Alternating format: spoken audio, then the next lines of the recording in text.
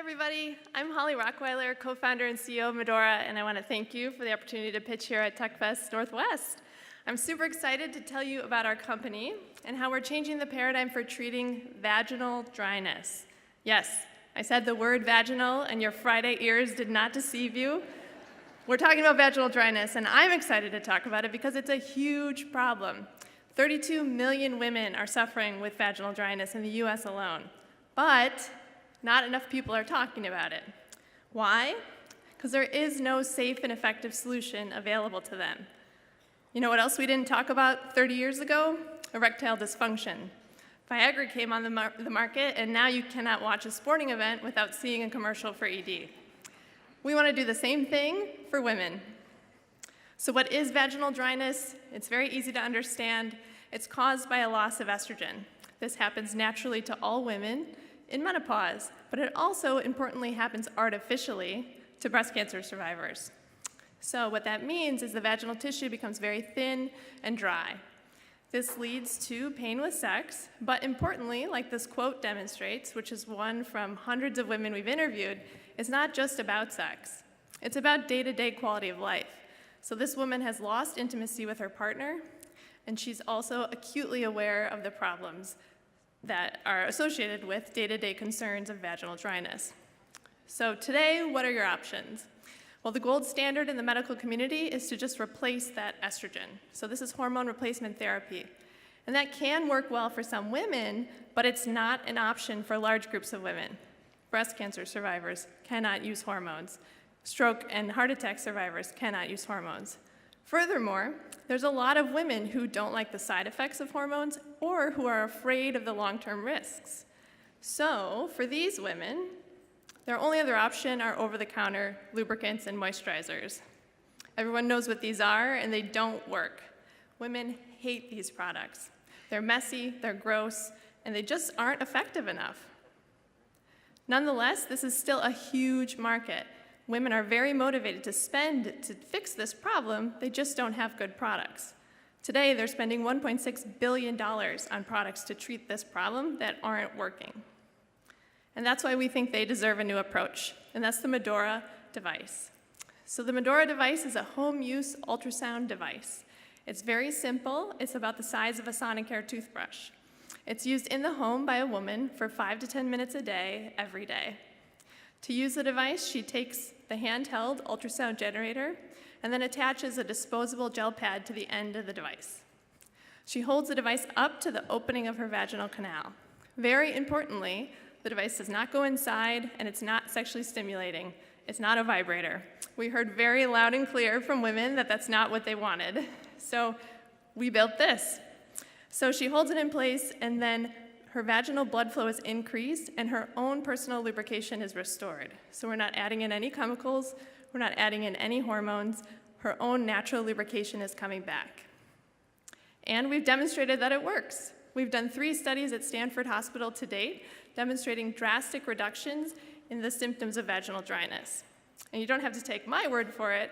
Here are just a few quotes from women in that study, talking about how meaningful this product really was to them in the study. So our go-to-market plan is very simple. It's a razor blade business model. The gel pads are going to be sold for $70 a month. And importantly, this is on par with what women are currently spending in this category today. The product will be prescribed by a physician. This is also something that already happens today. It's an existing channel, an existing behavior pattern. So when a woman comes in to the doctor with vaginal dryness, the doctor writes a script for estrogen. What we want to do is we want to have Medora be another product in the arsenal for these physicians to give to patients who either cannot or do not want to use hormones. What's important is that this is a really innovative product that can serve a market that is not satisfied today who can't use estrogen.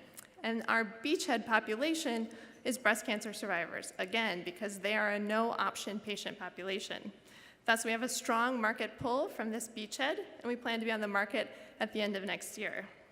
So in summary, we have an innovative solution that's solving a crucial unmet need for millions of women, and there's a strong existing market to spend in this category.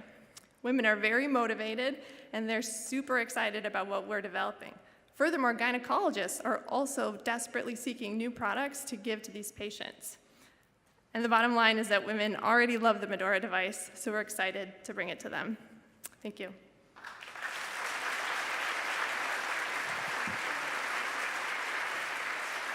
Great pitch.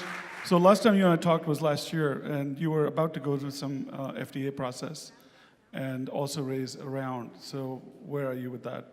Yeah, great question. We actually had our first conversation with the FDA last week, so very timely. It went really well. Actually, they responded exactly how we expected, so that's a good sign. And so they helped us gain clarity around our clinical study we need to do for FDA approval. So the plan now is to take that information from the meeting, go do that clinical study, and then submit that data to them for FDA approval. We expect that at the end of 2018. So assuming that approval is forthcoming, what is the program or plan to outreach to physicians who seem to be the ultimate gatekeepers? Exactly, thank you. So our channel is through the gynecologist. And how are we going to reach them? We're going to reach them exactly like other medical devices reach these physicians, and that is through publications and presence at their conferences. And really excitingly, actually, we just got an invitation to go to the annual meeting for gynecologists. This is called ACOG, and it's in May in San Diego. They called us, ACOG called us, and asked us to come and present at, ready for it, their lubricant bar that they're going to have. Gynecologists are asking to learn more about products to give to women, and ACOG wants to highlight us there. So it's activities like these which will allow us to reach lots of physicians at once. And do you have on your team or advisory board any gynecologists or physicians presently? Yeah, we have a scientific advisory board that has 2 gynecologists on it, and then 1 sexual medicine specialist, and then we also have oncologists on the board as well, because they're kind of a secondary target.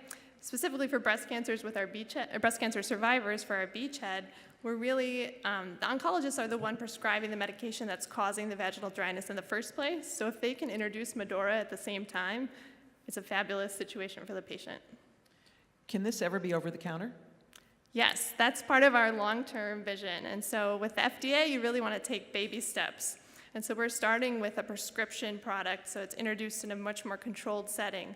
But the long-term vision to be able to reach the broader postmenopausal market is to be over-the-counter. And so it fits well with our business strategy as well.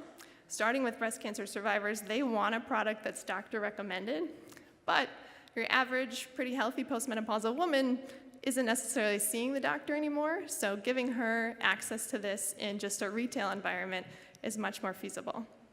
Just 2 quick questions. What is the purpose of the gel cap? Is that just sanitary, or is there some other proprietary reason for it? And then what's your defensibility? If this is such an effective treatment, what's your moat? How can you keep this exclusive to you? Yeah, great question. They're related. So the gel pad is important for coupling. So in order to have safe and effective ultrasound therapy, you need to have a coupling agent. Air is a really good insulator, so that would prevent ultrasound from getting to the tissue. So by having this gel pad, it allows ultrasound to get into the tissue very successfully. And so that speaks to actually where a lot of our intellectual property is. It's around that gel pad. It may look pretty simple in the picture, but there's a lot of engineering that went into that to determine the right size, shape, and material to interface with this 3D area of the body. No one's really thought about that before, and so a lot of our uniqueness and our IP is around that. And then FDA is frankly a huge barrier to entry for future products. Anyone else who wants to build this exact product will have to go through a clinical study and get FDA approval, so they'll be at least a year behind us. All right, big hand for Medora. So, without further ado, the winner of the first annual Pitch Fest for 2017 is Holly from Medora. Come on up.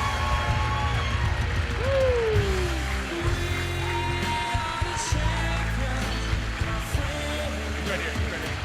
Oh, there's a couple of them. Give her stuff. Give her stuff.